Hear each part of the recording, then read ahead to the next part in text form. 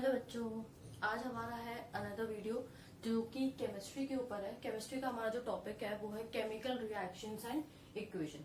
Okay, तो time waste ना करते हुए सबसे पहले हम बता देते हैं कि केमिकल रिएक्शंस कैसी होती हैं। इस टॉपिक में, इस वीडियो में हम पढ़ेंगे कि कितनी टाइप्स की होती हैं, कैसे बैलेंस किया जाता है, बैलेंस इक्वेशन क्या होती है, अनबैलेंस इक्वेशन क्या होती है, ये सभी चीजें हम इसमें पढ़ने वाले हैं।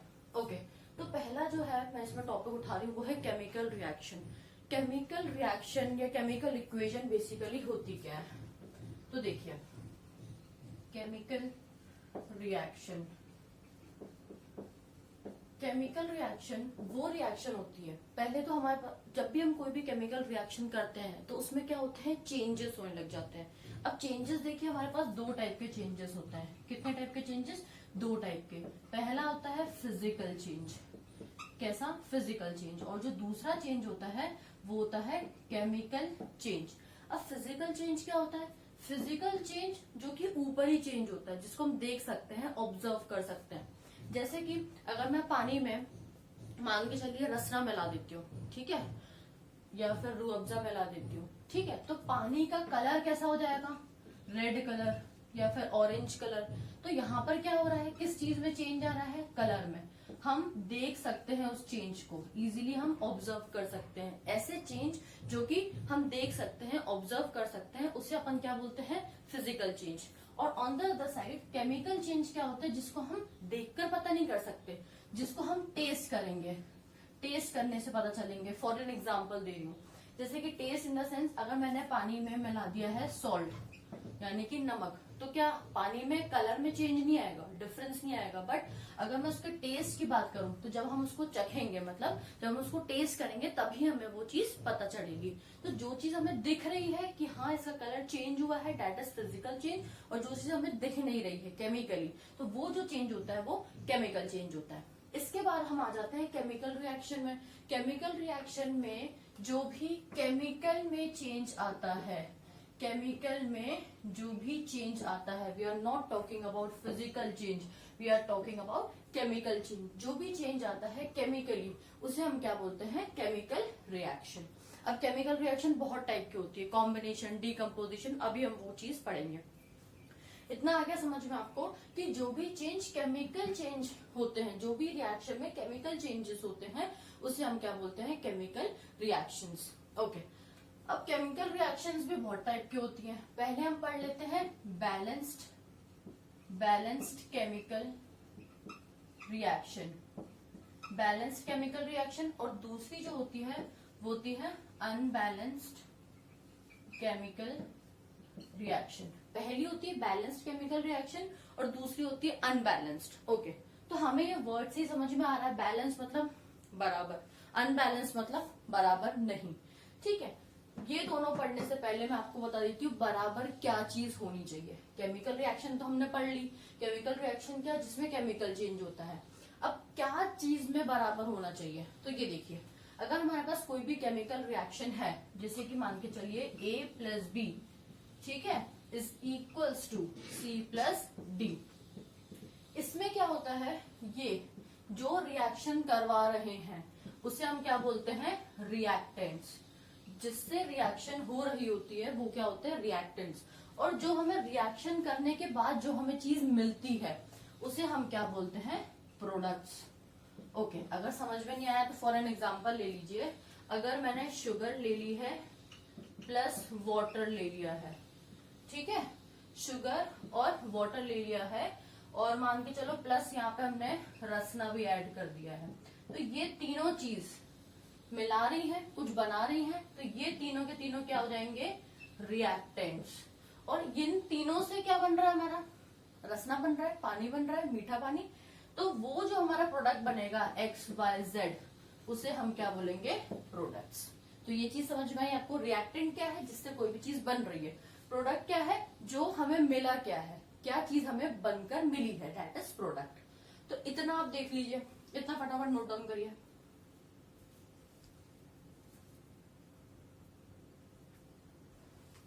ओके, इसके बाद हम लोग आ जाते हैं बैलेंस्ड केमिकल इक्वेशन पे। बहुत ही इजी है ये चैप्टर, काफी इजी है। Balanced chemical equations balance chemical equation ये होती है, जितना नंबर ऑफ एटम्स कहां पर रहेंगे, रिएक्टेंट्स में रहेंगे, उतना ही बराबर कहां होना चाहिए, number of atoms in number of atoms of products. मतलब ये है जितना नंबर ऑफ रिएक्टेंट होगा उतना बराबर क्या होना चाहिए, नंबर ऑफ प्रोडक्ट होना चाहिए। अगर ये हमने 10 मॉलिक्यूल लिए हैं, अगर यहाँ पे मान के चलिए 10 मॉलिक्यूल्स ले लिए हमने, ठीक है, तो यहाँ पर भी हमें कितने लेने पड़ेंगे, 10 मॉलिक्यूल्स। अगर हमने यहाँ पर 10 एटम्स ले लिए हैं तो यहाँ पर भी हम कितने लेंगे, 10 एटम्स। अगर रिएक्टेंट की क्वांटिटी और अगर प्रोडक्ट की क्वांटिटी सेम है, बराबर है, तो उस रिएक्शन को हम क्या बोलेंगे, बैलेंस्ड केमिकल रिएक्शन, जहां पर दोनों ही चीज कैसी रहेगी, आपस में बिल्कुल बराबर रहेगी। मतलब A plus B is equal to B plus A. ठीक है, जितने नंबर ऑफ मॉलिक्यूल्स इसमें उतने ही same number of molecules product में। तो ये हो गया हमारा रिएक्टेंट और ये हो गया हमारा प्रोडक्ट। ठीक है, ये तो हो गई हमारी बैलेंस केमिकल इक्वेशन। अब आप लोगों ने अनुमान लगा लिया होगा कि अनबैलेंस्ड क्या होती है। ओके, तो देख लीजिए, अनबैलेंस्ड केमिकल इक्वेशन। अनबैलेंस में क्या होते हैं, जो नंबर ऑफ रिएक्टेंट होंगे वो बराबर नहीं होंगे, किसके, प्रोडक्ट के। मतलब number of atoms of reactant, मतलब रिएक्टेंट में जितने भी एटम्स रहेंगे is not equal to number of atoms of product. मतलब रिएक्टेंट में जितने भी नंबर ऑफ एटम्स रहेंगे वो बराबर नहीं होंगे। अगर इसमें 10 मॉलिक्यूल्स हैं तो हो सकता है इसमें 5 मॉलिक्यूल्स निकले, ठीक है। अगर इसमें 8 है तो हो सकता है इसमें 4 निकले। तो क्या ये बराबर है, नहीं है बराबर। तो अनबैलेंस केमिकल इक्वेशन क्या होगी, जिसमें number of atoms of reactant के जितने भी नंबर ऑफ एटम्स होंगे वो बराबर नहीं होंगे। और बैलेंस केमिकल इक्वेशन क्या होगी हमारी, the number of atoms of reactant are always equal to number of atoms of product. मतलब जितने नंबर ऑफ एटम्स रिएक्टेंट में रहेंगे बिल्कुल सेम नंबर ऑफ एटम्स किस में रहेंगे, प्रोडक्ट में रहेंगे। फटाफट इसे लिखिए।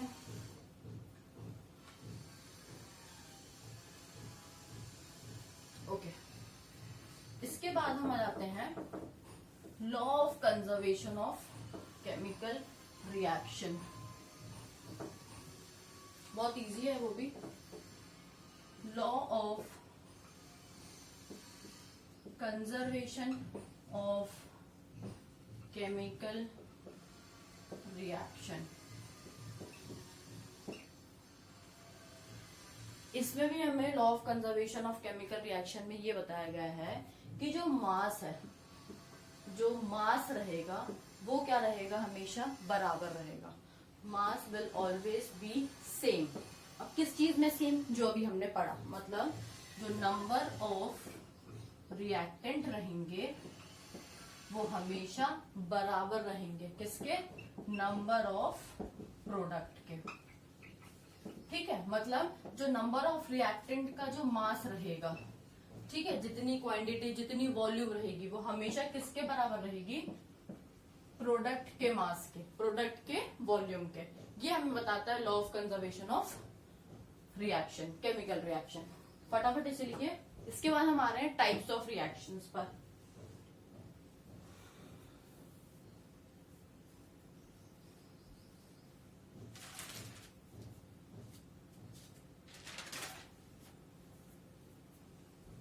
ओके, टाइप्स ऑफ रिएक्शंस पे आने से पहले ये चीज याद रखिएगा कि अगर कोई भी केमिकल रिएक्शन होती है, फिर से सुन लीजिए, अगर कोई भी केमिकल रिएक्शंस होती है तो कुछ ना कुछ चेंजेस आते हैं, चाहे वो फिजिकल चेंज हो चाहे फिर वो केमिकल चेंज हो। तो हम पहले देख लेते हैं कि चेंजेस क्या क्या आते हैं। Changes occur during a chemical reaction. मतलब क्या क्या केमिकल चेंजेस आते हैं जब भी कोई केमिकल रिएक्शन होती है, तो क्या क्या चेंजेस देखने के लिए मिलते हैं। पहली चीज कि मे भी हो सकता है कलर में चेंज। अभी हमने पढ़ा था, एग्जाम्पल लिया था हमने, पानी में अगर मैं रसना मिला लूं तो कलर में चेंज आएगा। ठीक है, तो फर्स्ट पॉइंट क्या लिखेंगे आप, कलर में बी चेंज। कलर क्या हो सकता है, चेंज हो सकता है। उसके बाद अगर केमिकल रिएक्शन हो रही है कोई भी, तो इसके बाद क्या हो सकता है, टेम्परेचर में भी चेंज आ सकता है। तो हम क्या लिख देंगे यहाँ पर, टेम्परेचर में बी, टेम्परेचर में भी चेंज। टेम्परेचर भी कम भी हो सकता है, ज्यादा भी हो सकता है, टेम्परेचर में भी चेंज आ सकता है। इसके बाद जो हमारा थर्ड पॉइंट है, अगर कोई भी केमिकल रिएक्शन हो रही है तो हो सकता है उसमें से कोई गैस भी इवॉल्व हो। ठीक है, may be CO2, carbon dioxide, oxygen वगैरह, कुछ भी गैस वगैरह इवॉल्व हो सकती है। तो हम यहाँ पे क्या लिख देंगे, गैस में बी इवॉल्व। तो इस तरीके के कुछ कुछ केमिकल चेंजेस पूछे जा सकते हैं। वैसे पूछते नहीं है इसमें, बट हाँ आपको ये सब चीजें पता होनी चाहिए। ओके, इसके बाद हमारा main topic types of chemical reaction, उस पे हम आ रहे हैं। तो पहला जो हमारा टाइप है केमिकल रिएक्शन का, वो है कॉम्बिनेशन रिएक्शन। कितने टाइप्स की रिएक्शन होती है, कम से कम 5-6 टाइप्स की होती है, फिर उसके भी टाइप्स होते हैं, तो वो हम सभी पढ़ेंगे। सबसे जो हमारा पहला टॉपिक है वो है कॉम्बिनेशन रिएक्शन। फटाफट हेडिंग डाल लीजिए और लिखना चालू करिए समझ कर। ओके, तो कॉम्बिनेशन से हमें वर्ड से ही समझ में आ रहा है। कॉम्बिनेशन मतलब कोई भी चीज कंबाइन हो रही है। ठीक है, समझदार तो हो आप लोग। ओके, कॉम्बिनेशन रिएक्शन मतलब ये कि अगर कोई भी दो चीजें हमारे पास, उसको हम क्या कर देंगे, कंबाइन कर देंगे, जोड़ देंगे, तब हमें जो नया प्रोडक्ट मिलता है। फिर से सुनो, अगर हमने कोई भी दो चीज ले ली है, ठीक है, हमने ले लिया है मान के चलो नींबू ले लिया हमने, ठीक है, और हमने पानी ले लिया। ठीक है, हमने नींबू क्या कर दिया, लेमन को स्क्वीज कर दिया। अब पानी जो होगा खट्टा हो जाएगा, तो हमें लेमन वाटर मिल गया।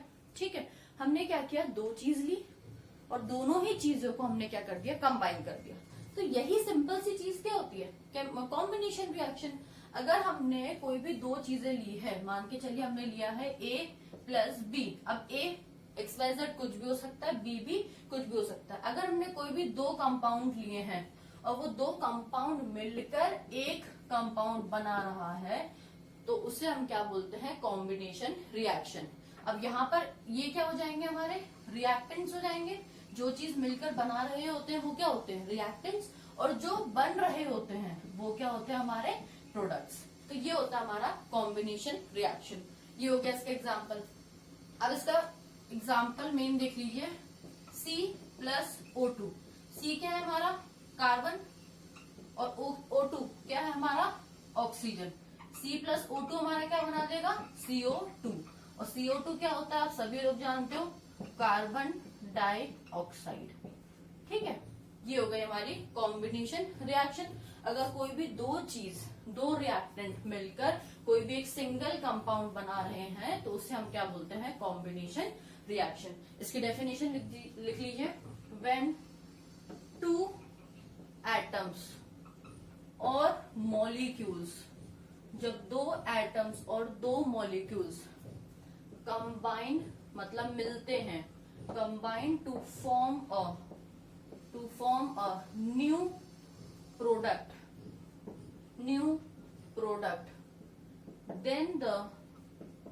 then the reaction is known as combination reaction। तब जो रिएक्शन होती है उसे हम क्या बोलते हैं, कॉम्बिनेशन रिएक्शन। जब भी दो कोई भी प्रोडक्ट रिएक्टेंट मिलते हैं और एक सिंगल प्रोडक्ट बनाते हैं, that is known as combination reaction. ये आप बनाएंगे और इसके एग्जाम्पल भी देंगे। चलिए फटाफट लिखिए ऐसे।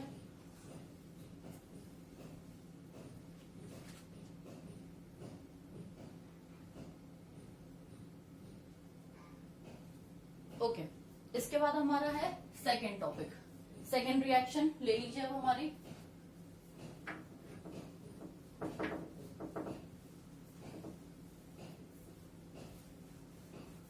हेडिंग डालिए डीकम्पोजिशन रिएक्शन।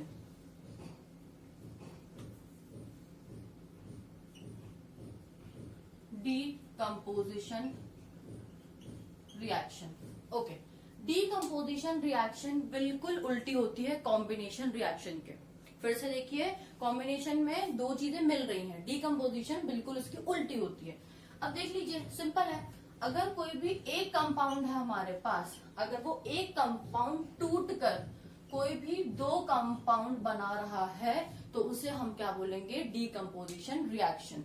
ठीक है, कोई भी एक कंपाउंड है उसे तोड़कर अगर वो टूट कर ब्रेक डाउन होकर कोई भी दो कंपाउंड बना रहा है तो उसे हम क्या बोलेंगे, डीकम्पोजिशन रिएक्शन। ठीक है, अब ये हमारे क्या हो जाएंगे, रिएक्टेंट, और ये दोनों हमारे क्या हो जाएंगे, प्रोडक्ट। तो इसकी डेफिनेशन लिख लीजिए, when a single compound or atom ठीक है, breaks down into two simpler molecules, then the reaction is known as decomposition reaction। अगर एक सिंगल कंपाउंड टूट कर दो अलग अलग कंपाउंड बना रहा है तो उसे हम क्या बोलेंगे, डीकम्पोजिशन रिएक्शन। जल्दी से लिखिए सर।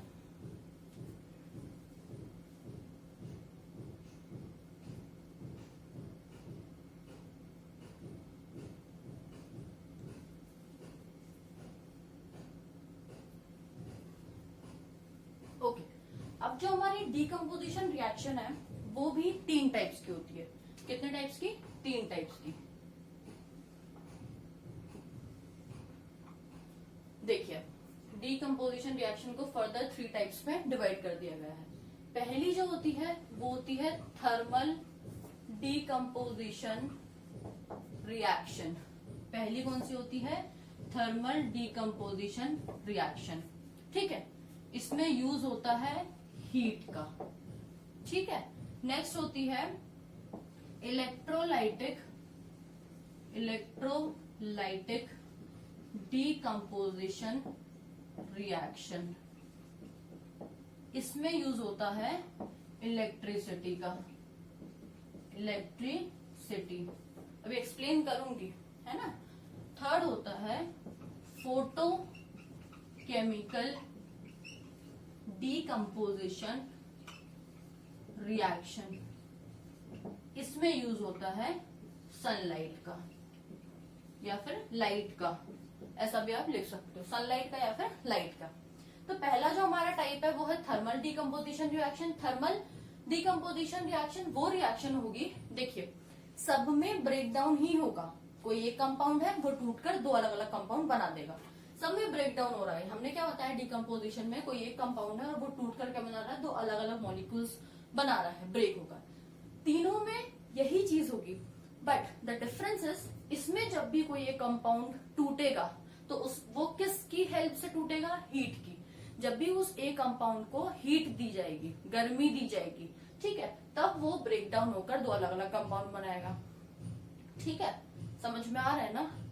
इलेक्ट्रोलाइटिक डीकम्पोजिशन में क्या, इसमें भी एक सिंगल कंपाउंड टूटकर दो अलग अलग कंपाउंड बनाएगा, बट इसमें क्या होगा, टूटेगा तो बट किसकी हेल्प से टूटेगा, इलेक्ट्रिसिटी की। आप लोगों ने देखा होगा लोहा वोहा वगैरह आयरन के जो भी कंपाउंड वगैरह होते हैं उसको जो भी तोड़ते हैं तो इलेक्ट्रिसिटी दिया जाता है, वो एकदम से टूट जाते हैं। तो उसमें भी क्या हो रहा है, एक सिंगल कंपाउंड है उसको तोड़ दिया जा रहा है with the help of electricity. तो ऐसी जो रिएक्शंस होती है उसे उसको क्या नाम दिया जाता है, इलेक्ट्रोलाइटिक डीकम्पोजिशन रिएक्शन। थर्ड आती है हमारी फोटोकेमिकल डीकम्पोजिशन रिएक्शन। तो इसमें भी एक सिंगल कंपाउंड है वो टूट कर ब्रेक डाउन होकर दो अलग अलग मॉलिक्यूल्स बना रहा है, लेकिन किसकी हेल्प से, इसमें सनलाइट की हेल्प होती है। ओके, अब हम इन तीनों को देखेंगे डिटेल में। इतना लिख लिया है, थर्मल डीकम्पोजिशन रिएक्शन पे आ जाओ।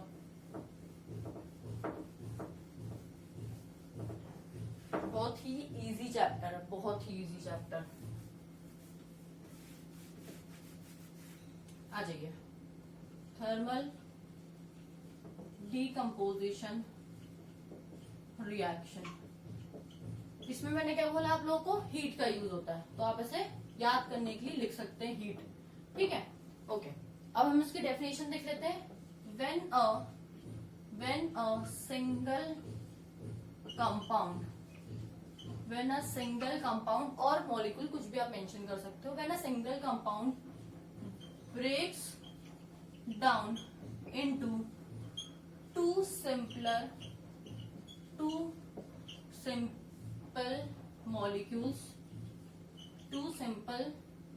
molecules then with the help of, इसमें किसकी हेल्प होती है, हीट की, है ना, with the help of heat then the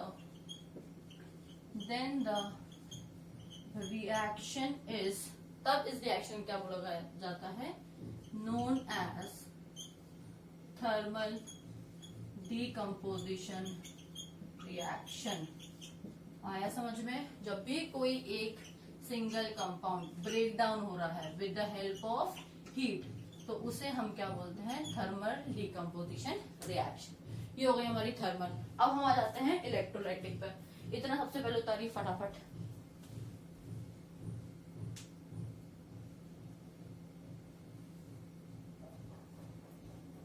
इसका एग्जाम्पल लिख लीजिएगा, CaCO3, ये ब्रेक डाउन हो रहा है with the help of heat, तो यहाँ पे हमारा बन जाएगा CaO प्लस CO2। ये दो मॉलिक्यूल बन गए। ये हमारा क्या है, एक सिंगल है, और यहाँ पे क्या हो रहा है, ब्रेक डाउन हो रहा है, और ये दो कंपाउंड बन रहे हैं A प्लस B, और ये क्या है हमारा AB। ठीक है, आइए इलेक्ट्रोलाइटिक डिकम्पोजिशन रिएक्शन पर।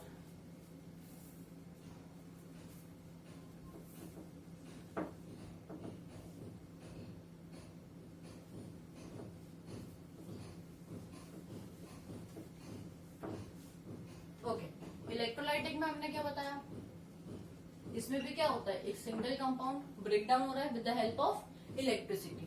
तो इसमें आप लिखेंगे when a single compound break down into two simple molecules with the help of electricity. इसमें क्या हो जाएगा, इलेक्ट्रिसिटी की हेल्प से, तब इस रिएक्शन को हम क्या बोलेंगे, इलेक्ट्रोलाइटिक डीकम्पोजिशन रिएक्शन। मतलब हमारे पास अगेन एक बड़ा कंपाउंड है, वो ब्रेक डाउन। ओके, तो ये तो हो गई हमारी इलेक्ट्रोलाइटिक।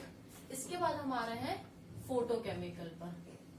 Photochemical decomposition reaction. ठीक है, अब फोटोकेमिकल डीकम्पोजिशन रिएक्शन क्या है, इसमें भी क्या होता है, एक सिंगल कंपाउंड क्या हो रहा है, ब्रेक डाउन हो रहा है दो मॉलिक्यूल्स में।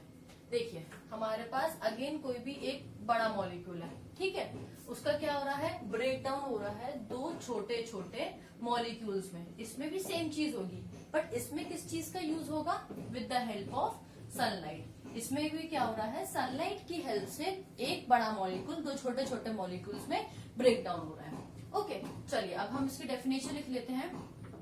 When a single molecule, single compound और अ मॉलिक्यूल, आप कुछ भी मेंशन कर सकते हैं, ठीक है, compound break down into two simpler molecules, है ना, into two simpler molecules with the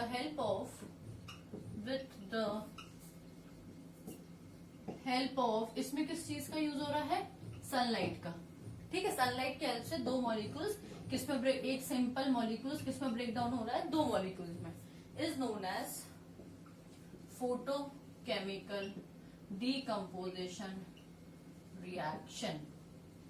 ठीक है, ये हो गया, इतना करिए नोट डाउन। इसके बाद हम आ रहे हैं डिस्प्लेसमेंट रिएक्शन पर।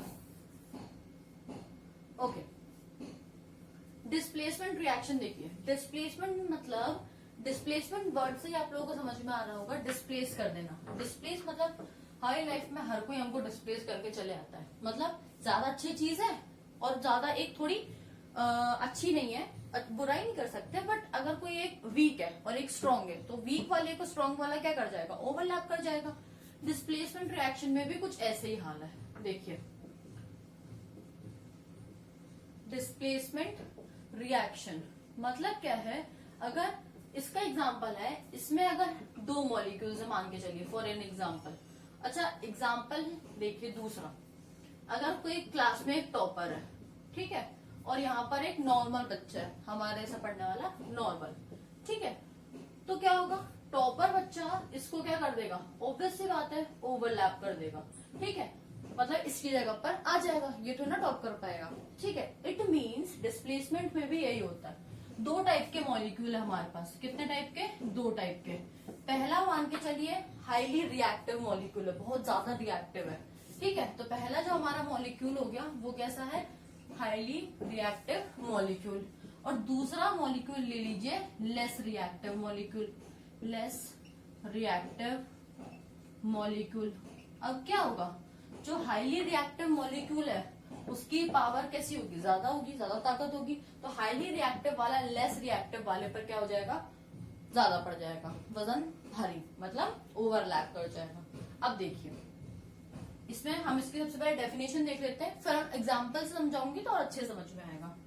When a highly reactive molecule, highly reactive molecule वो क्या कर देता है, डिस्प्लेस कर देता है। Highly reactive molecule displaces less reactive molecule, less reactive molecule, ठीक है। देन द रिएक्शन इज, तब वो जो रिएक्शन होती है वो कौन सी होती है, displacement reaction. Then the reaction is called displacement reaction, ठीक है।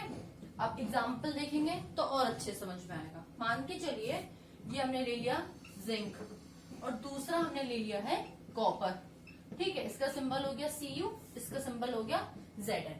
Zn मतलब जो जिंक होता है वो कैसा है, हमारा हाईली रिएक्टिव मॉलिक्यूल, और जो कॉपर है हमारा वो कैसा है, लेस रिएक्टिव मॉलिक्यूल। तो इसमें क्या होगा, highly reactive molecule less reactive molecule पर ओवरलैप कर जाएगा। फॉर एन एग्जांपल अगर मैं रिएक्शन के थ्रू समझाऊं तो देखिए ये हो गया हमारा Zn प्लस CuSO4, तो इसमें क्या हो जाएगा, Zn क्या है हमारा, हाईली रिएक्टिव मॉलिक्यूल, ठीक है, और जो Cu है वो क्या है हमारा, लेस रिएक्टिव मॉलिक्यूल, ठीक है। तो highly reactive molecule less reactive molecule की जगह पर आ जाएगा, तो क्या हो जाएगा, ये हट जाएगा, तो यहाँ पर किसकी रिएक्शन हो जाएगी, Zn की SO4 के साथ। अब देखिए Zn SO4 प्लस Cu जो है वो अलग हो गया, Zn ने क्या ले लिया, Cu की जगह ले लिया, उसको ओवरलैप कर दिया, तो यही होता है डिस्प्लेसमेंट रिएक्शन। आया समझ में, इसे नोट डाउन करिए जल्दी से।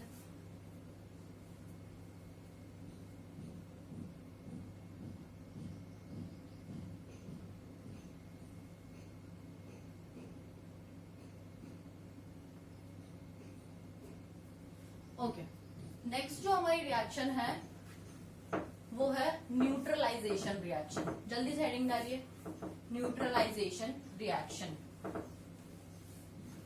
बहुत ही इजी रिएक्शन सही है, बोर्ड में पूछी जाएंगी, बहुत ही इजी है, सिंपल है, बहुत ही इजी लैंग्वेज में बता रही हूँ आपको, ठीक है। नेक्स्ट है हमारी न्यूट्रलाइजेशन रिएक्शन। किसी किसी बुक्स में यहाँ पर Z भी दिया है, तो ये मत बोल देना मैंने स्पेलिंग मिस्टेक करी है, हाँ, S भी दिया है। ओके, न्यूट्रलाइजेशन रिएक्शन को समझने का और याद करने का सबसे बेस्ट है कि आप उसके फॉर्मूले को याद कर लीजिए। कोई भी एक एसिड रिएक्ट करता है बेस के साथ, फिर से देख लीजिए, एसिड किसके साथ रिएक्ट कर रहा है, बेस के साथ, और कुछ आयंस का एक्सचेंज होगा, कुछ आयंस यहाँ जाएंगे, कुछ आयंस यहाँ आएंगे, रिएक्टेंट की तरफ कुछ जाएंगे, कुछ प्रोडक्ट की तरफ जाएंगे, और क्या बनाएंगे, वाटर प्लस सॉल्ट। बस यही होती है हमारी न्यूट्रलाइजेशन रिएक्शन, जिसमें कोई भी एक एसिड किसके साथ रिएक्ट करता है, बेस के साथ, ठीक है, और क्या बना देता है, वाटर प्लस सॉल्ट। ये होती है हमारी neutralisation reaction. When an acid reacts with base के साथ इसने रिएक्शन करी, अब क्या होगा, आयंस का एक्सचेंज होगा, in which there is an exchange of ions। क्या हो रहा है, आयंस का एक्सचेंज हो रहा है टू फॉर्म, अब क्या बन रहा है हमारे पास, to form water and salt, to form water and salt. Product क्या बन गया हमारे, वाटर और salt, is known as neutralisation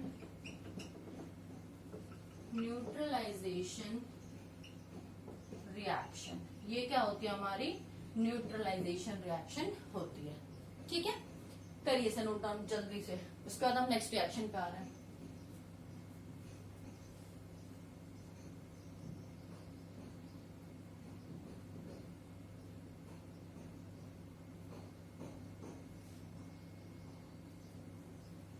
okay, इसके बाद हमारी जो रिएक्शन है वो है डबल डिस्प्लेसमेंट रिएक्शन। अभी इससे पहले हमने क्या पढ़ी, डिस्प्लेसमेंट रिएक्शन। डिस्प्लेसमेंट रिएक्शन में हमने क्या पढ़ा, कोई भी एक जो हाईली रिएक्टिव मॉलिक्यूल है वो लेस रिएक्टिव मॉलिक्यूल को क्या कर देता है, डिस्प्लेस कर देता है, मतलब हटा देता है। अब हम क्या पढ़ेंगे, डबल डिस्प्लेसमेंट। बहुत ही इजी है, आपको नाम से ही पूरी रिएक्शन समझ में आ जाएगी। Double displacement reaction. Double displacement में क्या था, एक मॉलिक्यूल दूसरे मॉलिक्यूल को डिस्प्लेस कर रहा था। डबल में क्या हो जाएगा, दो मॉलिक्यूल्स को डिस्प्लेस कर देंगे, समझ रहे हो।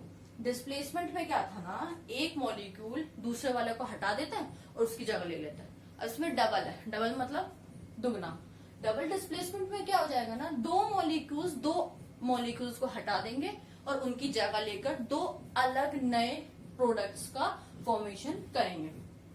समझ में ना आए तो देखिए, अगर हमारे पास है AB प्लस CD, ठीक है, तो ये दोनों मॉलिक्यूल्स क्या है, ज्यादा हाईली रिएक्टिव है, ठीक है। मान के चलिए ये दोनों रिएक्टिव है ज्यादा, तो ये दोनों क्या करेंगे, इनकी जगह ले लेंगे और दो नए कंपाउंड बना लेंगे।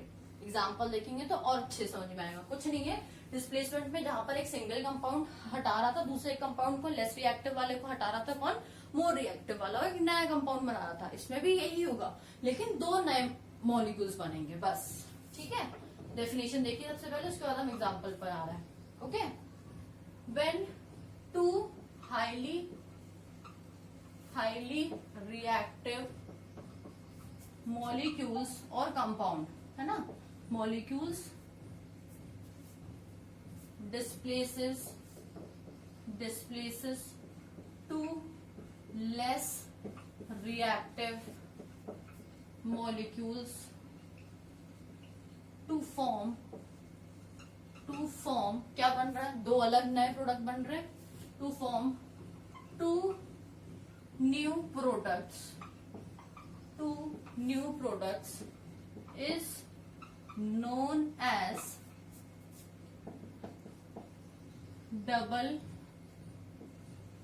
Double displacement. राइटिंग में थोड़ा कम ज्यादा हो तो देख लेना है ना। डबल डिस्प्लेसमेंट रिएक्शन, जिसमें दो मॉलिक्यूल्स दो दूसरे मॉलिक्यूल्स को हटा रहा है। अब देखिए एग्जांपल्स, पहले से लिखिए फटाफट।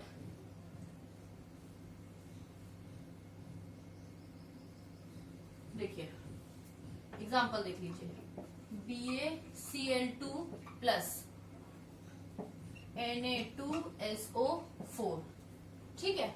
अब देखिए ये Ba और ये दोनों रिएक्टिव है ज्यादा, ये दोनों क्या कर देंगे, रिएक्शन कर देंगे, ठीक है। अब देखिए क्या बना देंगे, BaSO4 प्लस, अब ये हमारा अलग निकल जाएगा, ठीक है,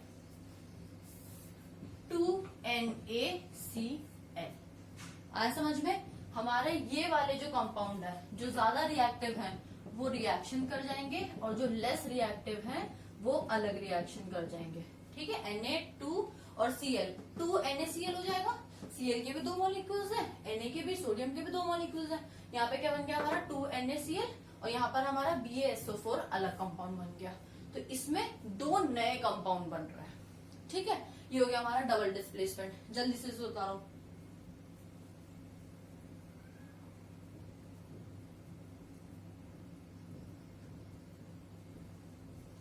ओके, इसके बाद हमारा जो नेक्स्ट है रिएक्शन होने ही वाले हैं। अब ये चैप्टर पूरा जो रिएक्शन से ही पूरी खत्म होने वाली है, बस हो गई, इतनी थी।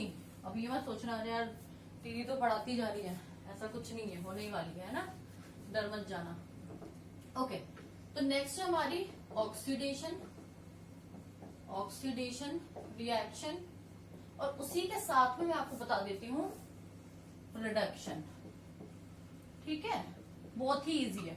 ऑक्सीडेशन में बहुत ही इजी वर्ड से समझ में आ रहा है, जिसमें एडिशन होगा किसका, ऑक्सीजन का।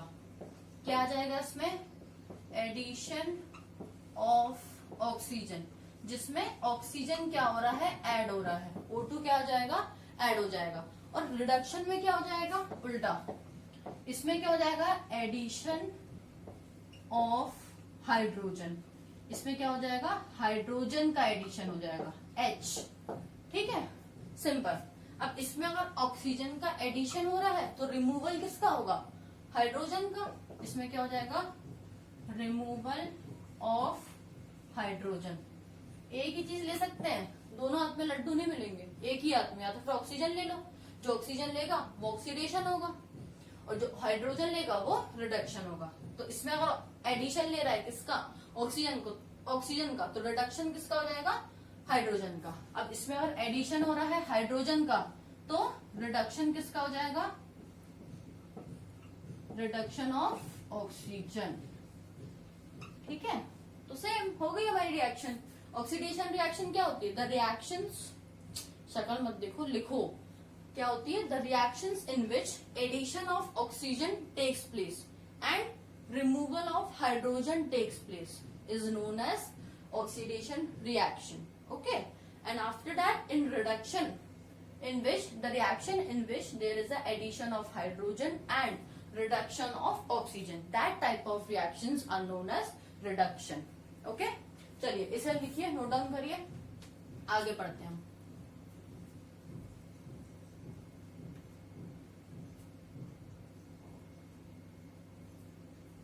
इसके बाद हमारी जो लास्ट रिएक्शन इस चैप्टर की लास्ट, खुश हो जाओ है ना, वो है हमारी रिडॉक्स रिएक्शन।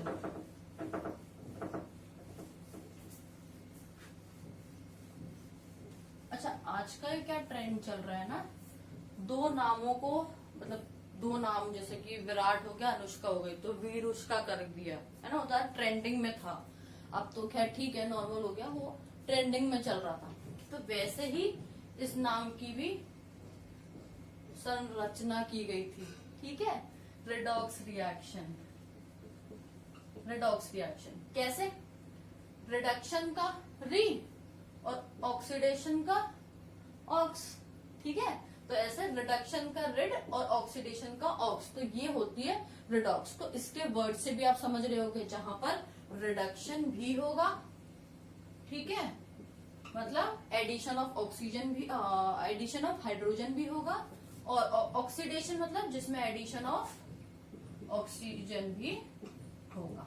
सिंपल, एक के बाद एक, पहले रिडक्शन भी होगी और ऑक्सीडेशन, मतलब ऐसी रिएक्शन जिसमें ऑक्सीडेशन भी होता है और रिडक्शन भी होता है साइमल्टेनियसली। और साइमल्टेनियसली मतलब, डर मत जाना, इतना बड़ा वर्ड बोल दिया, तो साइमल्टेनियसली मतलब एक के बाद एक।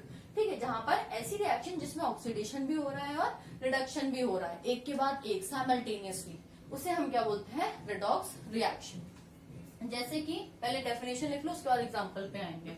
ठीक है, the reaction in which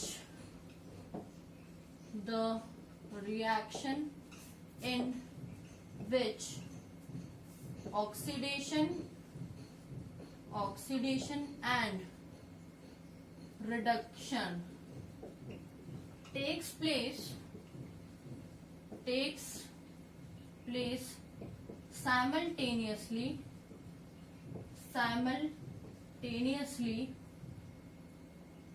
then the reaction is known as redox reaction. मतलब ऐसी रिएक्शन जिसमें ऑक्सीडेशन भी हो रहा है और रिडक्शन भी हो रहा है एक के बाद एक, उसे हम क्या बोलेंगे? Redox reaction. चलिए इसका एग्जांपल देख लीजिए। CuO प्लस H2, ठीक है। तो इसमें क्या हो जाएगा? Cu अलग हो जाएगा। Cu क्या है हमारा? कॉपर अलग हो जाएगा, ऑक्सीडेशन अलग हो जाएगा। Cu प्लस H2O, यहाँ पर क्या हुआ हमारा? एडिशन ऑफ ऑक्सीजन क्या हो रहा है? ऐड हो रहा है, तो ये क्या हो गया हमारा? ऑक्सीडेशन। और सेम अगर रिडक्शन भी हो जाए, ठीक है, तो जहां पर ऑक्सीडेशन भी होती है और रिडक्शन भी होती है, दोनों ही रिएक्शन होती है साथ में, एक के बाद एक साइमल्टेनियसली, उस रिएक्शन को हम क्या बोलते हैं? Redox reaction. चलिए इतना उतारिए जल्दी से।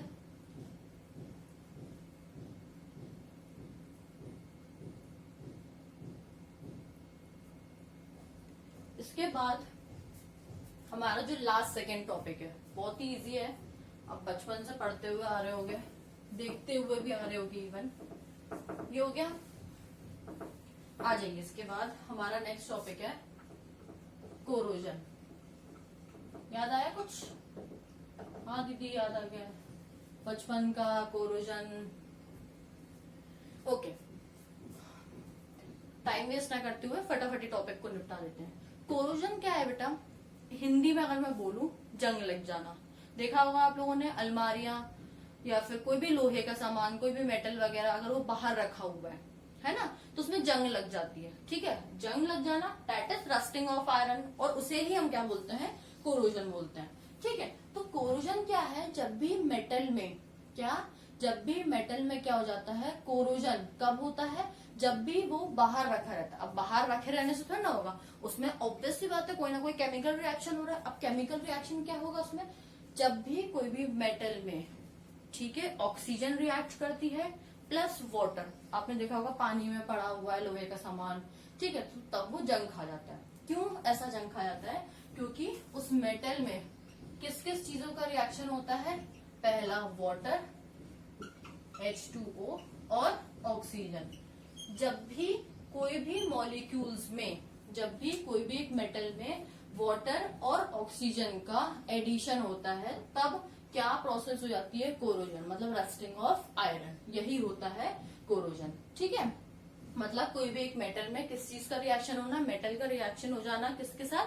ऑक्सीजन के साथ या तो फिर वाटर के साथ, दोनों के साथ रिएक्शन हो जाना, उसे हम क्या बोलते हैं? कोरोजन और रस्टिंग ऑफ आयरन। ये आपसे पूछा जा सकता है, तो जरूर लिख के आइएगा। उसके बाद इसके प्रिवेंशन भी होते हैं कि इसको अपन कैसे बचा सकते हैं। तो कैसे बचा सकते हैं अपन इसको?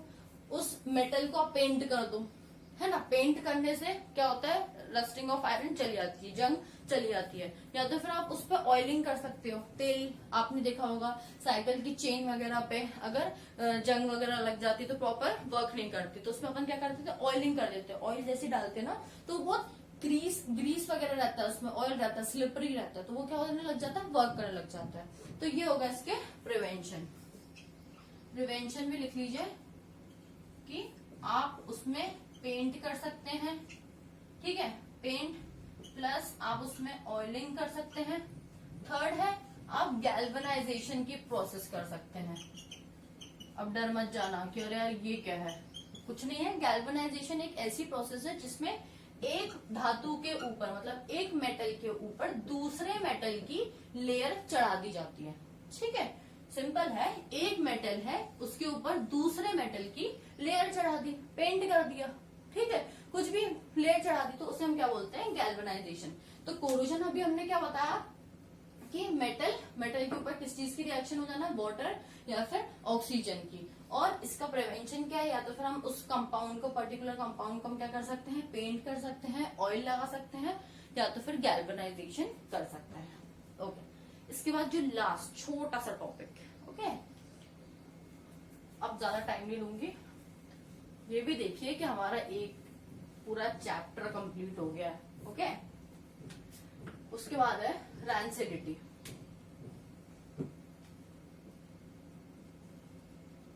ये भी बहुत इजी है। कोरोजन बहुत इंपॉर्टेंट है, पढ़ के जाएंगे, और जो रिएक्शंस अभी बताएंगे सारी, वो सारी पढ़ के जाएंगे, ओके।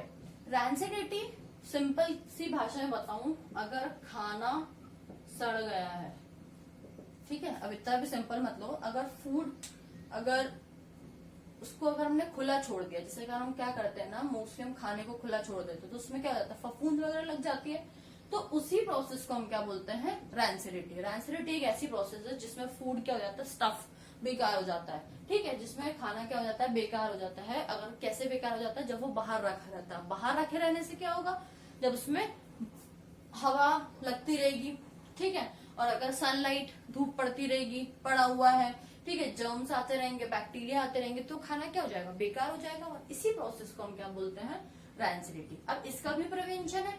क्या प्रिवेंशन है, आप उसको कवर करके रखिए प्रॉपर, ठीक है, जो भी आप बाउल वगैरह रख रहे हैं उसको प्रॉपर वॉश करके रखिए। तो ये सब हो गए रैंसिडिटी के प्रिवेंशन, ओके। इसकी हम डेफिनेशन देख लेते हैं।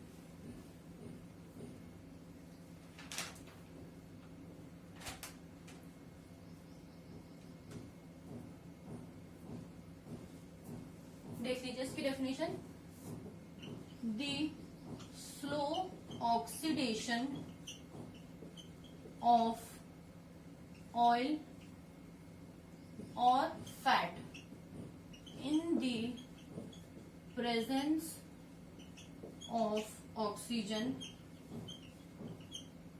having foul smelling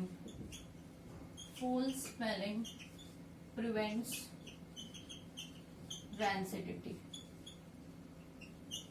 ठीक है, इट मीन्स अगर खाना बाहर बाहर रखा हुआ है तो आप उसको, उसमें बदबू आने लग जाती है या फिर वो फफूंद वगैरह लग जाती है बहुत टाइम तक अगर वो बाहर रखा हुआ है, तो इसे ही हम क्या बोलते हैं, रैंसिडिटी।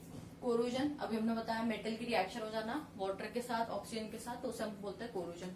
इन दोनों के प्रिवेंशन आप देखेंगे। उसके बाद हमने जितनी रिएक्शंस पढ़ी, केमिकल रिएक्शन क्या होती है, बैलेंस अनबैलेंस कॉम्बिनेशन, दो मॉलिक्यूल्स मिलते हैं, डिकम्पोजिशन टूटते हैं, डिस्प्लेसमेंट डिस्प्लेस कर देता है, डबल डिस्प्लेसमेंट दो मॉलिक्यूल डिस्प्लेस कर देता है, न्यूट्रलाइजेशन में क्या होता था, एसिड बेस के साथ रिएक्ट करके सॉल्ट और वाटर बनाता है, ऑक्सीडेशन में क्या हो रहा है, एडिशन ऑफ ऑक्सीजन, और रिडक्शन में क्या हो रहा है, एडिशन ऑफ हाइड्रोजन। उसके बाद हमने पढ़ी रेडॉक्स, दो वर्ड से मिलकर रेडॉक्स मतलब जिसमें रिडक्शन भी हो रहा है, जिसमें ऑक्सीडेशन भी हो रहा है साइमल्टेनियसली, इन द सेंस एक के बाद एक। उसके बाद हमारा कोरोजन टॉपिक और रैंसिडिटी। इन सब में अगर आपको कोई भी डाउट होता है तो आप कमेंट सेक्शंस में मुझसे पूछ सकते हैं। फर्दर जो भी अगर आपको वीडियो मेरे पसंद आ रहे हैं तो आप फर्दर इसको शेयर करिए, लाइक करिए, सब्सक्राइब करिए, कि अगर मैं आगे कोई भी अगर वीडियो वगैरह बनाती हूँ, अपलोड करती हूँ, तो आपको इजीली पता चल जाए। 10th क्लास बहुत ही इंपॉर्टेंट टॉपिक है, बहुत ही इंपॉर्टेंट क्लास है। अगर अभी लॉकडाउन के कारण हम नहीं पढ़ पा रहे हैं, ऑफलाइन क्लासेस नहीं हो पा रही, इसलिए ये वीडियोस वगैरह अपलोड किए जा रहे हैं ताकि आपके मार्क्स आने से आप कहीं पर भी चूके ना। ठीक है, थैंक यू। हियर श्रद्धा चौहान, आप मेरा वीडियो लाइक करें। Thank you so much.